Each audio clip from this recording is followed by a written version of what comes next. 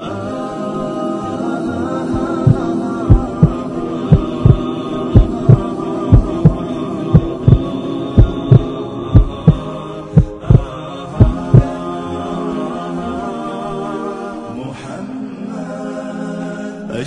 الأعراب والعجم خير من يمشي على قدمه. الحمد لله وحده والصلاة والسلام على من لا نبي بعده أما بعد السلام عليكم ورحمة الله وبركاته. Nous avons donc vu dans le cours précédent la conversion d'un personnage, Omar ibn al-Khattab radiyallahu ta'ala anhu, et nous avons vu les différentes histoires qui ont entraîné donc la conversion et le iman de Omar ibn al-Khattab radiyallahu ta'ala anhu. Ce que je voulais vous dire pour conclure là-dessus, c'est que nous voyons que dans les deux dernières histoires, eh bien, nous avons des versets du Coran qui ont pénétré le cœur d'un des chefs des idolâtres, et pas n'importe lequel, celui-là même qui était sorti pour tout simplement assassiner le prophète d'Allah sallallahu alayhi wa sallam. Ce Coran-là a fait un effet sur lui à tel point, eh bien, que du jour au lendemain, il est devenu un musulman et un sahabi. Et nous voyons que son cheminement va l'entraîner jusqu'à devenir l'un des principaux lieutenants du prophète d'Allah sallallahu alayhi wa sallam. Et in fine, il va devenir bien, le deuxième calife de l'islam. La question qu'on doit se poser, nous, musulmans et musulmanes, bien, comment se fait-il que ce même Coran ne fasse pas d'effet sur nous? C'est le même Coran. Nos cœurs seraient-ils devenus tellement durs? Parce que parfois nous prenons l'environnement comme prétexte. Eh bien, à l'époque du prophète d'Allah sallallahu alayhi wa sallam, cet environnement-là était vraiment bien plus difficile que le nôtre. Je vous ai dit qu'ils avaient des exactions, des persécutions, de l'islamophobie. Il y a des gens qui mouraient de l'islamophobie. Eh bien, subhanallah, malgré tout, ils lisaient le Coran et ce Coran-là faisait de l'effet sur nous, sur eux. Eh bien, mes frères et mes sœurs, on a le même Coran. On a le même Allah, on a la même charia, on a aussi la même constitution physique. Et pourtant, on a l'impression que cela ne fait pas l'effet sur nous. Eh bien, il s'agit pour nous d'ouvrir nos cœurs. Parce que, eh bien, un récipient qui ne veut pas recevoir, un récipient qui serait à l'envers, eh bien, on pourrait mettre l'eau qu'on veut dedans, ça ne remplira pas ce récipient. Il s'agit pour nous eh bien, de nettoyer ce cœur et de sortir de cette rafla-là, de cette insouciance-là et de vouloir cheminer vers Allah subhanahu wa ta'ala. Khair. Quand Omar radiyallahu ta'ala anhu a été converti, fut converti, ça va, et comme je vous l'ai dit, littéralement changer eh bien, le cours de l'histoire. Ibn Mas'ud radiyallahu ta'ala anhu qui était là, Ibn Mas'ud c'est un ancien musulman. On dit même que lui-même il a dit qu'il était le 6e converti à l'islam. Il était très jeune à l'époque, il a été témoin de tout cela. Depuis le début il était là et il témoigne. Il dit que l'islam et la pratique de l'islam ont changé après la conversion de Omar radiyallahu ta'ala anhu. Par exemple il dit que eh bien, nous n'avions pas l'habitude de prier dans le haram. Mais lorsque à côté de la Kaaba. Mais lorsque Omar est arrivé, il va tout de suite challenger les Qurayshites pour que nous puissions le faire. Et à partir de ce moment-là, il y a une petite délégation des gens, des musulmans, qui allaient prier assez régulièrement devant la Kaaba. On nous rapporte que lorsque Omar radiyallahu ta'ala anhu, eh bien, il va se convertir, tout de suite après, il va emmener une délégation pour prier devant la Kaaba. Et c'est là où il va dire la fameuse phrase que nous avons souvent entendue. Qu'est-ce qu'il va dire? Il dit « Ô Qurayshites, j'ai accepté l'islam.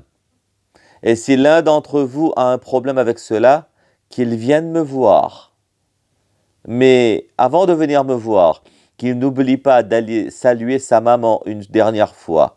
Parce que après la rencontre avec moi, sa maman pleurera sur sa janaza. » En gros, il est en train de challenger les Qurayshites. Si vous avez un problème avec l'islam, eh bien maintenant, c'est moi qu'il faut venir voir. Bien entendu, personne n'a relevé le défi parce que Omar, tout le monde connaissait c'était qui Omar.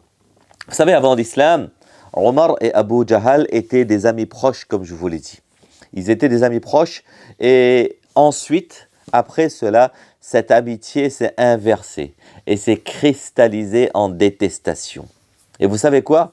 Omar, c'est Omar, radiyallahu ta'ala anhu, lui-même, après sa conversion à l'islam, il va aller lui-même taper, frapper à la porte de Abu Jahl pour lui annoncer de vive voix sa conversion à l'islam. Abu Jahl était tellement énervé, mais en même temps, il sait qui est son interlocuteur, qu'il va fermer la porte de rage devant Omar radiyallahu ta'ala anhu. Dernière chose là-dessus, c'est que Omar radiyallahu ta'ala anhu, eh bien, lorsqu'il s'est converti à l'islam, il va de lui-même aller voir une personne. Cette personne-là, on dit qu'elle ne sait pas garder les secrets. Il y a des gens comme cela qui ne savent pas garder les secrets. Il va lui dire, hey, je me suis converti à l'islam. L'objectif, c'était que cette personne aille dire aux autres. Il y a des gens comme cela. Lorsque tu veux que une information se propage, tu vas lui dire, je te donne une information. Et si tu veux que ça se propage encore plus vite, tu lui dis, hey, ne dis à personne. Hein. Tu vas voir que très rapidement, ça va être sur les réseaux sociaux. Wallahu al-musta'an. Qu'Allah subhanahu wa ta'ala fasse de nous des gens qui sachions garder les secrets. Khair. Pour terminer donc avec ce boycott, nous avons vu que les conditions étaient inhumaines. Et il y a une chose à comprendre, c'est que tous les musulmans n'étaient pas concernés par cet embargo, par ce boycott. Je vous ai dit que c'était principalement les Banu Hashim. Et donc, tous les musulmans n'étaient pas des Banu Hashim. Il y avait des musulmans qui étaient dehors. Par exemple, on a des narrations dans lesquelles on a Abdullah bin Mas'ud, radiyallahu ta'ala anhu, ou Bilal bin Rabah, Bilal, radiyallahu ta'ala anhu, qui n'étaient pas directement concernés par cet embargo. Mais c'était des gens qui, la plupart du temps, étaient esclaves et donc qui étaient bloqués par autre chose. Et en même temps, on surveillait ces gens-là pour qu'ils ne fassent pas entrer quelque chose pour les Banu Hashim. Dans certaines narrations, par exemple, nous comprenons que le prophète d'Allah sallallahu alayhi wa sallam aurait dit qu'il se passait parfois jusque 30 jours. Jusque 30 jours. Et la seule chose que le prophète d'Allah sallallahu alayhi wa sallam, lui et son entourage direct pouvaient manger, c'était ce que Bilal ramenait parfois sous ses aisselles. Je vous avais dit que Bilal étant esclave, il ne mettait pas de qamis. Et donc il mettait des choses sous les aisselles et il courait parfois pour ramener des choses au prophète d'Allah sallallahu alayhi wa sallam. Ce n'était pas suffisant pour tout le monde. Comment faisait-il donc? Eh bien, la première des choses, c'était qu'ils ont fini leur stock. Ensuite, il y avait quelques petits trucs, ils ont mangé de tout et de n'importe quoi là où ils étaient.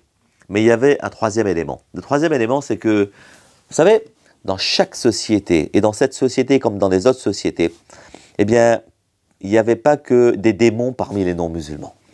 Il y avait les non-musulmans qui étaient accrochés à ce concept de justice. Et ils comprenaient très bien que ce qui était en train de se passer était injuste, n'était pas moral. Et donc on a des non-musulmans qui n'étaient pas directement concernés par cet embargo, qui ne l'ont pas voulu, qui ne le voulaient pas, mais qui ont subi quelque part, qui eux, parfois au nom de leurs liens familiaux, par exemple avec Abu Talib, ou certains parfois au nom, comme je viens de vous le dire, de la lutte contre l'injustice, eh bien, ils ont fait entrer de la nourriture. On a par exemple un personnage très intéressant, dont on va parler plus tard, c'est quelqu'un qui s'appelle Mut'im ibn Adi. Mut'im ibn Adi, un non-musulman. Son fils est devenu sahabi Jubair ibn Mut'im, qui est devenu musulman après Badr. Mut'im ne s'est pas converti à l'islam. Il est mort entre l'émigration et Badr. Il est mort plus tard, mais il ne s'est pas converti à l'islam. Mais ce Mut'im ibn Adi, c'était un parmi les notables de Mecca. Il a beaucoup aidé pendant le boycott. Et aussi, on va le voir, pour finir avec ce boycott, cet horrible boycott, il a joué un rôle prépondérant. Eh bien, lui, qu'est-ce qu'il va faire? Il va aider les musulmans et les musulmanes. Parfois, on dit qu'il y a des non-musulmans qui envoyaient un chameau, qu'ils mettaient de la nourriture, des graines de cela, et ils faisaient fuir le chameau tout seul jusque chez Abi Talib, jusque l'endroit où se trouvaient les Banu Hashim. Et là-bas, on capturait l'animal, on prenait les graines, on prenait la nourriture, on égorgeait le chameau, la chamelle, on prenait la viande, on prenait etc., et on pouvait manger pendant quelques jours. Et donc, wallahu a'lam, c'est comme cela qu'on a pu survivre. Et donc, je vous disais que, les non-musulmans, il y en a beaucoup qui ont aidé aussi les musulmans et l'islam. Regardons l'exemple de Abu Talib. On va en reparler de Abu Talib. Abu Talib, sans conteste, c'est celui qui a le plus protégé le prophète d'Allah sallallahu alayhi wa sallam parmi les non-musulmans et donc qui ont aidé l'islam parmi les non-musulmans. Et il y a aussi d'autres, par exemple, eh bien, Mut'im ibn Adi, ce Mut'im-là dont on parle là, qui est un peu moins connu des gens, mais c'est aussi un non-musulman à l'époque du prophète d'Allah sallallahu alayhi wa sallam qui a aidé l'islam et qui a aidé le prophète d'Allah sallallahu alayhi wa sallam. D'ailleurs, le prophète d'Allah sallallahu alayhi wa sallam a longtemps été très reconnaissant et il a montré sa reconnaissance. Vous savez quoi? Après Badr, alors que Mut'im était déjà mort en tant que non-musulman. Mais après Badr, lorsque il y a des non-musulmans, les musulmans ont gagné la bataille de Badr beaucoup plus tard. Il y a eu environ 72 prisonniers non-musulmans. Et vous savez ce que le prophète d'Allah va déclarer? On va le voir lorsqu'on va discuter de Badr. Eh bien, il va déclarer publiquement en ce sens, si Mut'im m'aurait demandé de libérer ces 72 ennemis qui ont fait la guerre contre l'islam, qui ont fait la guerre contre les musulmans, je les aurais libérés sur le champ. Quelque part, le prophète d'Allah sallallahu alayhi wa sallam, il est en train de montrer sa reconnaissance vis-à-vis de ce personnage non musulman. Vous savez, tous les kuffars ne se valent pas sur terre.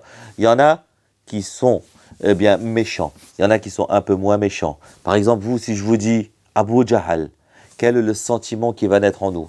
Vous en pensez quoi? Mais si de l'autre côté, je vous dis Abu Talib ou Mut'im ibn Adi, eh bien, il n'y a peut-être pas les mêmes sentiments qui vont naître en nous. Tous ne se valent pas. Et le prophète d'Allah sallallahu alayhi wa sallam en a respecté aussi quelques-uns, même après leur mort. Attention, je ne vous parle pas de aqidah indallah, auprès d'Allah subhanahu wa ta'ala, bien entendu, que le plus grand zulm, eh bien, c'est le shirk et le kufr. Allah subhanahu wa ta'ala, il dit, inna Allah la yaghfiru an yushraka bihi, wa yaghfiru ma duna dhalika liman yasha. Bien entendu, auprès d'Allah subhanahu wa ta'ala, la base de la base, eh bien c'est iman, bien entendu. Mais malgré tout, sur terre, on a parfois des non-musulmans qui font des choses bien pour les musulmans. C'est tout ce que je suis en train de dire. Je ne suis pas en train de dire plus que cela. Mais wallahu a'lam bis-sawab, et donc il y a une différence entre eux. Leçon pour nous, eh bien autour de nous, dans toutes les époques, dans toutes les sociétés, nous avons certes parfois des gens qui sont similaires à Abu Jahal, mais nous avons aussi parfois des gens qui seraient similaires à Mut'im ibn Adi ou à Abu Talib parmi les non-musulmans. Et donc de fait, on peut trouver certains honnêtes et certaines personnes parmi les non-musulmans avec qui on peut travailler sur certains dossiers, avec qui on pourrait collaborer sur certaines choses. Wallahu a'lam bis-sawab. Je ne parle pas de politique parce que je ne fais pas de politique, mais sur certains dossiers, il n'y a absolument aucun problème. Wallahu a'lam. On se souvient, combien d'entre nous, nous avons ce souvenir, eh bien, de gens parfois non musulmans, eh bien, qui se sont soulevés, eh bien, pour combattre, pour lutter contre les injustices qu'ont à subir ou qu'avaient à subir dans l'histoire les musulmans et les musulmanes. Parfois, il faut savoir le dire et il faut savoir être honnête. Wallahu a'lam bis-sawab. Et donc, cet embargo-là va se terminer. Comment est-ce que ça va se terminer? À la fin, certains non-musulmans, dont Mut'im ibn Adi et d'autres musulmans aussi, vont faire le forcing pour arrêter cet embargo. Ils vont essayer de se dire, c'est de l'injustice, ça dure depuis beaucoup trop longtemps, devant nos yeux, alors que nous sommes la meilleure des communautés, nous sommes la meilleure des tribus, et c'est des gens de notre tribu, etc. On ne devrait pas faire cela. Jusqu'à ce qu'un jour, eh bien Allah subhanahu wa ta'ala va révéler au prophète d'Allah sallallahu alayhi wa sallam que le fameux traité qui était accroché dans la Kaaba, comme je vous l'ai dit, eh bien, ce traité-là, ce papier-là, ce support, donc, il a été mangé par les mites, par les insectes, etc., etc.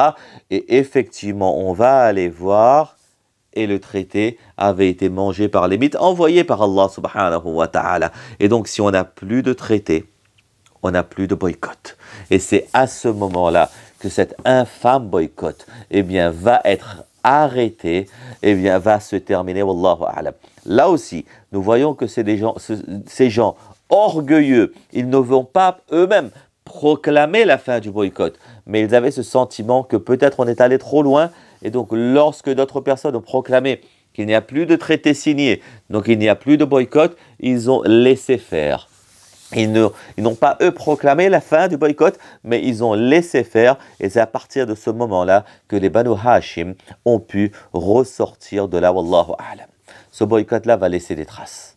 Même si nous, eh bien, nous n'avons pas énormément de références historiques, que ce soit dans le hadith, que ce soit dans les livres d'histoire ou de sira, on n'a pas énormément de références pour, eh bien, de documentation sur cette période-là du boycott, wallahu a'lam. Mais cette période va laisser des traces. Nous allons voir, par exemple, une conséquence directe de cela. Et c'est Allah subhanahu wa ta'ala qui fait ce qu'il veut. Une conséquence directe, c'est que Khadija radiyallahu ta'ala anha, elle va sortir de cela malade, affaiblie. On parle de malnutrition, on parle de ce genre de maladie-là, et vous allez voir qu'elle va décéder quelque temps plus tard, et on dit qu'elle est décédée des maladies contractées ou des faiblesses contractées pendant ce boycott-là. C'est pour cela que sa fille, Fatima radiyallahu ta'ala anha, qui a toujours été avec elle, eh bien, elle va toujours avoir une dent, elle va toujours se rappeler que les Qurayshites ont tué ma maman, parce que c'était vraiment une période où on les a laissés mourir, wallahu al-musta'an. Qu'Allah subhanahu wa ta'ala nous protège, nous, de l'injustice, qu'Allah subhanahu wa ta'ala nous protège, nous, d'être coupables d'injustice, ou d'être victime d'injustice. Et qu'Allah subhanahu wa ta'ala nous accorde à chacun et chacune d'entre nous la afiya, et qu'Allah azza wa jal nous accorde la compréhension, donne le tawfiq de comprendre cela et de propager, de mettre en pratique. Amin. Wa akhiru da'wana an alhamdulillahi rabbil alamin. Fajazakumullah wa barakallahu fikum. Wassalamu alaykum wa rahmatullahi wa barakatuh. يا رسول الله محمد